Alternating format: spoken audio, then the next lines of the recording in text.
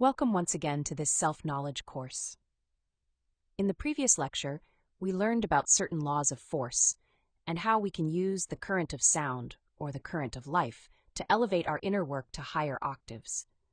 We also saw how to counteract the law of entropy, which constantly causes us to lose strength in everything we undertake. In today's conference, we will explore how, after fully committing ourselves to this path that leads us to the great purpose of our existence, the self-realization of the being, we must create a permanent center of gravity within our consciousness. This will allow us to maintain continuity of purpose and perseverance in our inner work. The objective of this lecture is to understand the importance of dedicating our entire existence to inner work and to learn how to develop a continuity of purpose that ensures success in this great endeavor. To place this topic into context, let's first understand what a center of gravity truly is. We know that the law of gravity operates throughout the universe. We see that the planets revolve around the sun and that the moons revolve around the planets. These celestial bodies are held in their orbits by a gravitational force that keeps them moving in harmony. It is thanks to this law that the universe maintains order and structure. Without it, everything would be scattered and chaotic. The center of gravity is that precise point where all forces and energies converge. Likewise, within our own psychology, we also possess a center of gravity. The interesting question is, where have we placed it? Are our desires, will, and actions revolving around the personality or around the consciousness? In our current state, we usually gravitate around the personality, but if we wish to advance on the spiritual path, we must begin to revolve around consciousness. We must learn to shift this center of gravity, because only by doing so can we achieve what we set out to accomplish in our inner work. When all our forces and energies are directed toward a single point, the realization of that goal gains true strength. If we are seriously determined to reach self-realization, to transform ourselves from a human personality into a solar man, from a solar man into a superman, and from a superman into an absolute man, then there must be continuity of purpose. Every human being has a center of gravity, and that center of gravity is determined by what we dedicate ourselves to, with continuity of purpose. When we maintain continuity of purpose based on a clear objective, it is certain that we can achieve it. But when our attention is scattered, we fail to obtain results. This principle applies not only to inner work, but to any aspect of life. For example, think of a person who began practicing the piano in childhood, dedicating several hours each day to develop his skill, and maintaining continuity of purpose toward the goal of becoming the best pianist of his time. When he grows up, he achieves that goal. And why was it possible? Because he maintained discipline and continuity of purpose, unlike others who lacked that consistency. Of course, our objective must go far beyond any temporary success the personality can achieve, because our aim is the intimate self-realization of the being. If our true objective is liberation, enlightenment, and the complete awakening of our consciousness, then all our time and energy must be directed toward that single goal, to become solar men. However, as long as the multiplicity of eyes exists within us, a permanent center of gravity cannot exist. It is therefore not surprising that not everyone attains intimate self-realization. We know well that such realization demands continuity of purpose, and because it is so rare to find someone who has a permanent center of gravity, it is also rare to find one who reaches self-realization. As we learned in the lecture about radical change, we are not one, but many. And that is why it is so difficult for us to maintain continuity of purpose toward any objective. We want to achieve self-realization, but there is no responsible individual within us capable of carrying out that work. Who could that responsible individual be? It would be our consciousness. But our consciousness rarely expresses itself because we do not allow it to. We are dominated by a multiplicity of psychological defects that control our physical body. Each of these eyes thinks differently, desires different things, and pursues its own interests and concepts. This inner division prevents us from having a stable and continuous purpose that could lead us to achieve any real goal. We can easily confirm this by recalling moments when we began something with great enthusiasm, only to lose interest soon after. Then another I, completely different from the one that was so enthusiastic, appears within us with other interests and total discouragement toward what we had started. The same thing happens when we eagerly choose and buy something, only to start noticing its flaws a few days later, and suddenly another model seems prettier or better. This happens because what one eye affirms at a given moment has no true value, since another eye will later appear with the opposite opinion. As long as no responsible individual within us takes control, that is, as long as our consciousness does not lead, it will be impossible to maintain continuity of purpose. Many people live within us, each with their own way of thinking and acting. 97% of our essence is trapped in this multiplicity of negative ways of being. What we desire today, we reject tomorrow. What we love today, we dislike tomorrow. What interests us today, tomorrow loses all appeal. This instability makes it extremely difficult for us to reach our goals, to accomplish our purposes. And this same condition will prevent us from attaining the final objective of our existence, total liberation and the complete awakening of our consciousness. Until we learn to maintain continuity of purpose in the work of psychological death, allowing our consciousness to manifest continuously, we will not become that responsible individual capable of seriously carrying his inner work to a successful conclusion. Because of the multiplicity of eyes that exist within us, the true sense of responsibility does not really exist. Many people receive this knowledge with a sincere desire for self-realization, and they even begin with great strength and enthusiasm. Yet very few remain steadfast until the end. This happens because, as long as we do not create a permanent center of gravity around that objective and maintain continuity of purpose in the aspects that lead toward it, we will not reach the goal. The I that today wants to self-realize is soon replaced by another, one that is more interested in the things of ordinary life and the personality. This work is entirely practical, and it must be done by each one of us. No one can do it for us, and no one can save us from ourselves. The greatest help we can receive comes from messengers who show us the way and demonstrate through their own lives that liberation and enlightenment are possible. But the inner work itself must be done individually. Therefore, if we truly want to advance on this path, we must establish a permanent center of gravity around it. However, it often happens that, after some time, people lose their motivation. They no longer wish to hear about this knowledge or about inner work, psychological death, or sexual transmutation. They abandon these teachings and allow themselves to be swallowed by life. Obviously, if we do not struggle against life, it will devour us, and it is very rare to find someone who truly refuses to be absorbed by it. It also happens that many people abandon their inner work for one reason or another. Sometimes fair, sometimes unfair, sometimes complicated, sometimes simple. Then they usually join pseudo-esoteric schools where they are asked only to believe.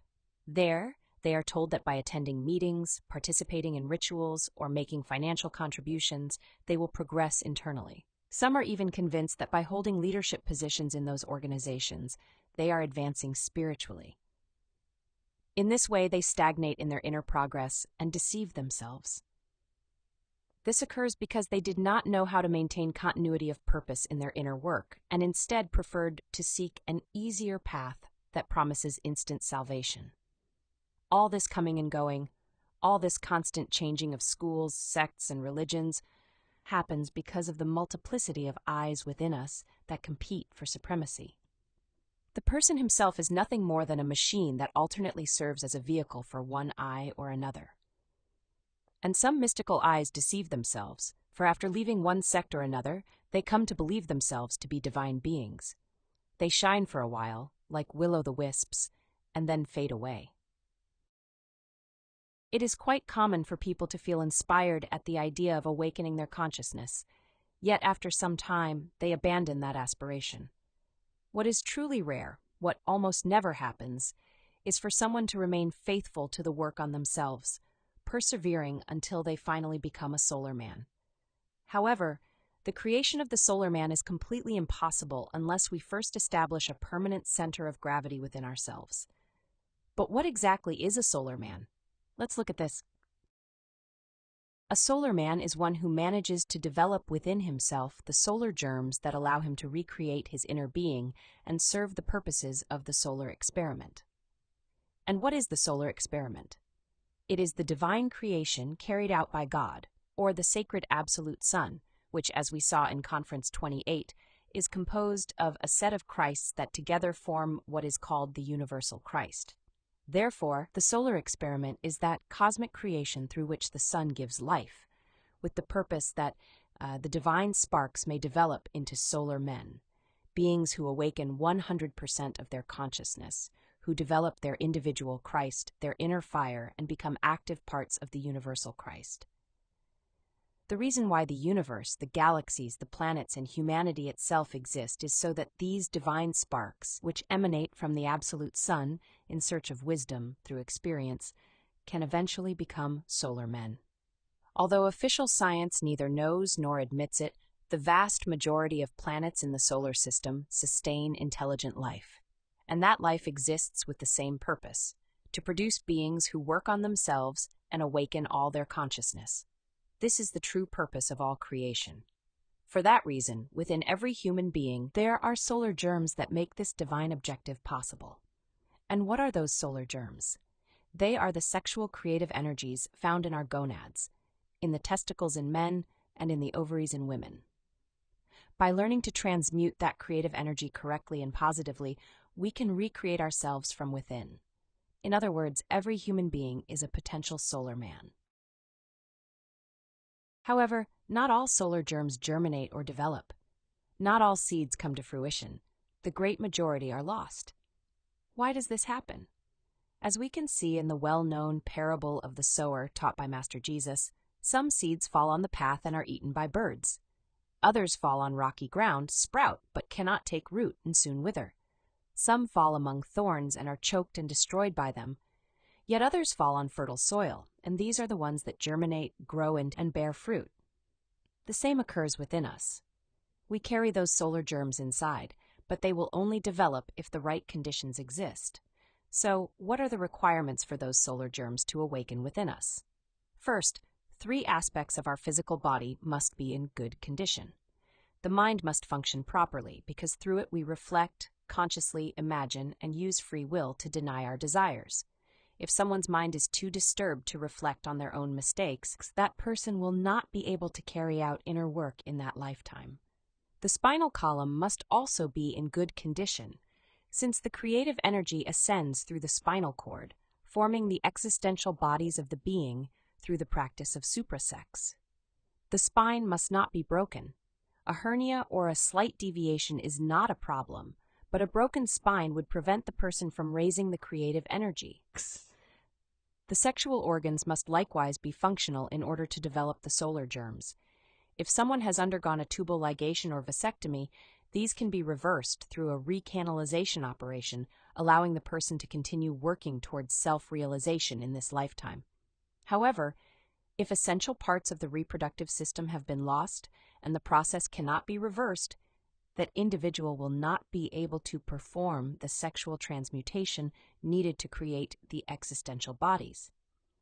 In that case, the person can only work on psychological death and sacrifice for humanity, seeking to transcend that karma and to negotiate with the divine law for the opportunity and the proper conditions to achieve self-realization in a future existence. In addition to maintaining these 3 aspects of the body in normal condition, one must possess objective knowledge of the 3 factors of the revolution of consciousness, and that knowledge must be practical. The aspirant must know how to eliminate psychological defects through death in motion and reflective meditation. They must also know how to create the existential bodies of the being through the practice of suprasex or sexual transmutation, understanding the process step by step, and observing its requirements, fidelity, chastity, and love. Finally, they must know how to generate dharma by serving humanity, thus paying karmic debts and developing conscious love. Having a healthy physical body, possessing clear knowledge of these principles, and most importantly, maintaining continuity of purpose in each of the practices, these are the keys that allow us to succeed in fulfilling the great purpose of our existence. and this is true throughout the universe. Any race created by the sun has no other objective in nature than to serve the interests of this creation and the solar experiment. All the sparks that come out of the Absolute have that same purpose. From each of the races that have existed on the planet, the sun has achieved some triumphs, harvesting small groups of solar men, those who throughout the history of the planet have managed to awaken their consciousness. Unfortunately, most people today are not interested in this work, and only a few meet the necessary requirements. If the sun fails in its experiment, it loses all interest in such a race, and that race becomes condemned to destruction and involution. When a race has already borne its fruits, it progressively disappears or perishes violently through great catastrophes. This process revitalizes the planet and makes way for the formation of a new race, beginning its entire development cycle with its own golden age. A practical example helps clarify this. If we sow seeds in the ground, but those seeds don't germinate or bear fruit, what would we do? We would eliminate that damaged crop and recondition the soil to plant a new one. This is exactly what will happen on this Earth with this race. If this Aryan race, the fifth produced by this planet, no longer bears fruit, and if people definitively choose degeneration, then it is condemned to destruction. This planet is already experiencing that moment. This race has been condemned to destruction because there are almost no people genuinely interested in regenerating themselves. Humanity is very degenerated, and the worst part is that it proudly defends and celebrates its degeneration. We are already living in the final times of this race. It will gradually be eliminated through catastrophes and wars. However, those who still want to work on themselves and manage to at least regenerate their physical and vital bodies will be able to take part in an exodus, becoming the first settlers of the next race. It is precisely because we are at this critical moment that knowledge has been opened to all humanity and is being taught openly to find and give an opportunity to those who still long for regeneration and liberation. So, we must remember that only through consistent inner work, carried out with true continuity of purpose and a profound sense of moral responsibility, can we become solar men. This means dedicating our entire existence to the esoteric work on ourselves with perseverance and sincerity until our consciousness becomes completely solarized. Therefore, to establish a center of gravity around our consciousness that truly leads us to self-realization, the first step is to make a sincere and definitive decision. We must look within and ask ourselves with complete honesty whether we are truly willing to devote our whole life to this purpose. This may very well be the most important decision we ever make. We must find, through psychological death and inner silence, that it is our conscience making that decision, not a fleeting emotion or a desire arising from some I. Once that decision is made with clarity and firmness, we must understand that maintaining a center of gravity around it requires constant dedication of our time and energy.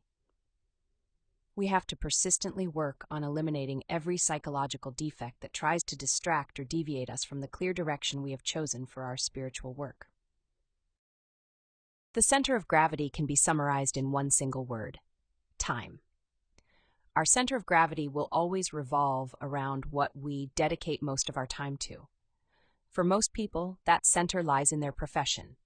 The doctor finds it in his consultations and prescriptions, the housewife in the care of her home and children, the musician in his rehearsals and performances, the architect in his plans and constructions, and so on. But all these activities belong to the personality. They can produce material or personal results for this life, yet none of them lead to what truly transcends time or fulfills the purpose of our existence.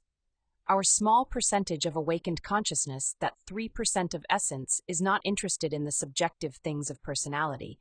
What truly matters to our being is to be born, that is, to create the existential bodies of the being, to die, meaning to free and awaken consciousness, and to sacrifice, helping others discover the path of self-realization. That is the real work, the true vocation of our inner being. It is our own being who knows how to retrace the path that leads us back to the stars. Therefore, our focus must remain with continuity of purpose on the work of the being. Yet, if we honestly observe how we spend our time each day, we will see that most of it goes to family, material work, social obligations, or leisure, social media, movies, series, and other distractions of the personality. And we will realize how little time we dedicate to the things of consciousness. So we must begin making a gradual and intelligent change, taking time away from the personality and devoting it to the practices that awaken consciousness. We must cultivate discipline in meditation, especially on the lustful defects that lead us to fornication and prevent chastity. We must also discipline ourselves in daily self-observation and psychological death, working on the defects that manifest at every moment and block the expression of our consciousness.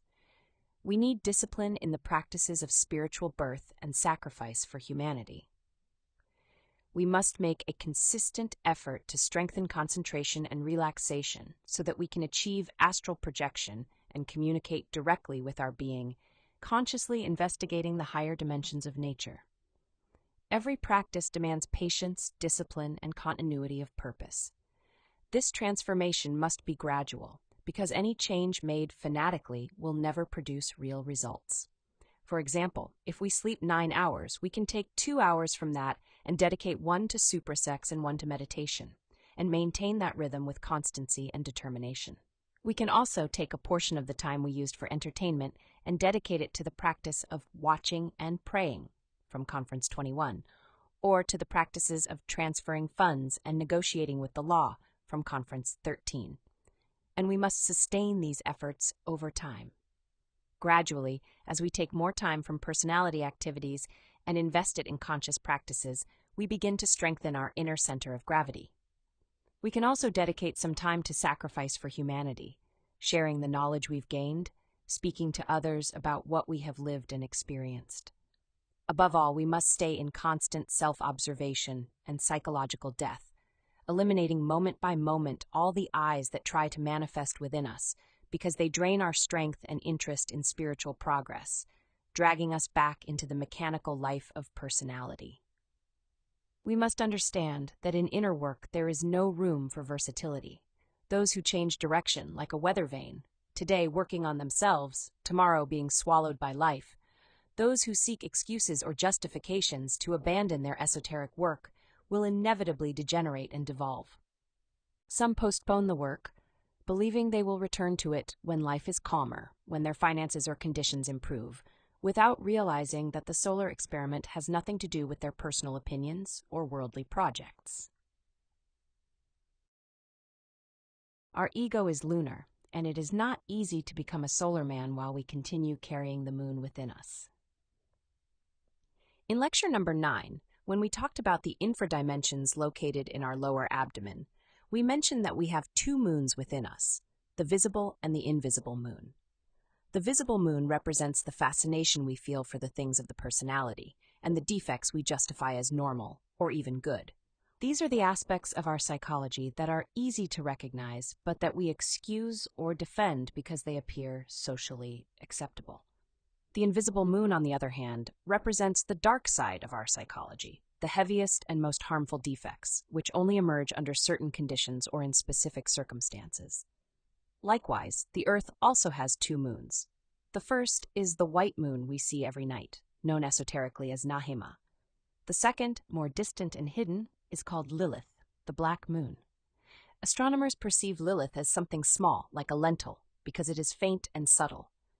In its orbit, Lilith draws closer to the Earth at certain times of the year, and when this happens, it activates the densest, most perverse aspects of human psychology. The most sinister forces of the ego descend from Lilith, producing subhuman, bestial, psychological manifestations. The most horrifying crimes, the shocking events reported in the Red Press, the most monstrous and unexpected acts in history, arise under the influence of Lilith's vibrations. This double lunar influence, present in every human being through the ego, is what makes us true failures in our spiritual development. If we don't see the urgency of dedicating our entire existence to the inner work of freeing ourselves from this dual lunar force, we will inevitably be swallowed by the moon, devolving and sinking ever deeper into unconscious and infraconscious states. The tragic reality is that we do not yet possess true individuality. If we had a permanent center of gravity, we would dedicate ourselves seriously and tirelessly until we attained the solar state. But there are so many excuses, so many evasions, and so many fascinating distractions that it often becomes almost impossible to grasp the urgency of the esoteric work. May we truly come to that understanding, and may this conference have helped you gain clarity on how to create and sustain a permanent center of gravity around your own inner work. Without further ado, I invite you to the next conference, where we will explore a deeply important and interesting topic: family and attachments. In that lecture, we will reflect on the true value of the family, the different types of family, and how attachment creates stagnation and inner conflict. Thank you all very much, and may you have a peaceful and conscious rest of the day.